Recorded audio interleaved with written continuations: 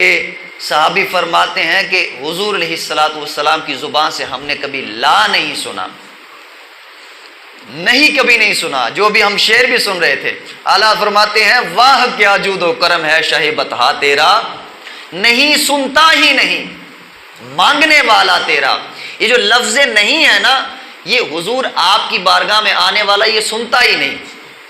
سنیے، حضرت انس فرماتے ہیں ان رجلا سأل النبی صلی اللہ تعالی علیہ وآلہ وسلم غنما بین جبلین فأعطاہ ایاہ۔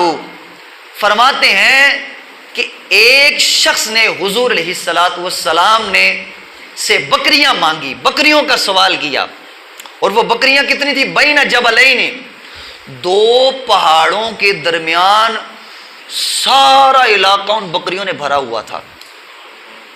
غزوہ حنین کے موقع پر یہ خمس میں سے حضور علیہ السلام کے حصے میں آئی تھی، اور یہ اتنی زیادہ بکریاں تھیں۔ ایک شخص نے، بدو تھا، اس نے جناب کہا کہ یا رسول اللہ صلی اللہ علیہ وسلم آپ اتنے مالدار ہو گئے، کچھ بکریاں مجھے بھی دیں۔ اللہ اکبر۔ فآتاہ ایاہ، نبی پاک علیہ السلام نے ایک نہیں دو نہیں وہ ساری بکریاں اس بندے کو عطا فرما، ساری بکریاں۔ بڑی بات ہے، 1000 کا نوٹ دے نا تو پتہ چلتا ہے، 5000 کا نکلے تو پتہ چلتا ہے، کوئی 50,000 دے تو پتہ چلتا ہے کہ جناب میں نے پیسے دیے ہیں۔ ساری بکریاں دو پہاڑیوں کے درمیان جتنی بھی تھیں، ایک لب کی جنبش کے اوپر حضور علیہ السلام نے عطا فرما دی۔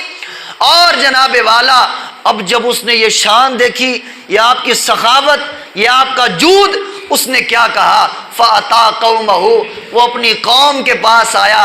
فقال ای قوم، وہ اپنی قوم سے کہنے لگا اے میری قوم، اسلموا فواللہ ان محمدن، وہ اسلام لے آؤ، اسلام قبول کر لو، بے شک اللہ کی قسم محمد مصطفیٰ صلی اللہ تعالی علیہ وسلم لا یؤتی عطاء ما یخاف الفقر، فرمایا محمد اتنا عطا کرتے ہیں کہ فقر غریبی کا خوف ہی نہیں رہتا، محتاجی کا خوف ہی نہیں رہتا۔ محبوب مکرم علیہ السلام کی سخاوت، حضور کی کا جود۔ غزالی زماں علیہ رحمہ آپ کہیں بیان فرما رہے تھے، حاتم طائی کی سخاوت کا ذکر فرما رہے تھے کہ 8 دروازے تھے، کوئی سائل ایک دروازے سے آتا، وہاں سے بھی اس کو خیرات مل جاتی، دوسرے دروازے سے آتا، وہاں سے بھی اس کو خیرات مل جاتی، تیسرے سے آتا، وہاں سے بھی۔ تو وہاں ایک ہندو نے اعتراض کیا کہ لگتا ہے آپ کے نبی سے حاتم طائی زیادہ سخی تھا، کہ آپ کے نبی کے پاس تو، آپ کے نبی کے گھر کا تو ایک ہی دروازہ، حاتم طائی کے دربار کے 8 دروازے، تو زیادہ سخی تو حاتم طائی ہوا۔ حضرت غزالی زماں علیہ رحمہ نے کیا خوب عاشقوں کے دلوں کو خوش کرنے والا جواب دیا۔ آپ نے فرمایا اے نادان، تو حاتم طائی کی سخاوت کی بات کر رہا ہے، میرے لجپال کی وہ شان ہے۔ حاتم طائی تو فرمایا کہ اس کے پاس کوئی ایک مرتبہ جاتا، مجھے تو لگتا ہے اس کی طلب پوری نہیں ہوتی تھی، پھر وہ دوسرے دروازے پہ جاتا، وہ تیسرے پہ جاتا، وہ 8 سے ہو کے چلا جاتا، لیکن اس کی جھولی نہیں بھرتی تھی۔ لیکن محبوب کی شان یہ ہے، فرمایا میرے محبوب کے دربار پہ جو ایک مرتبہ سوالی بن کے آئے، پھر اس کو کسی در پہ جانے کی ضرورت نہیں رہتی۔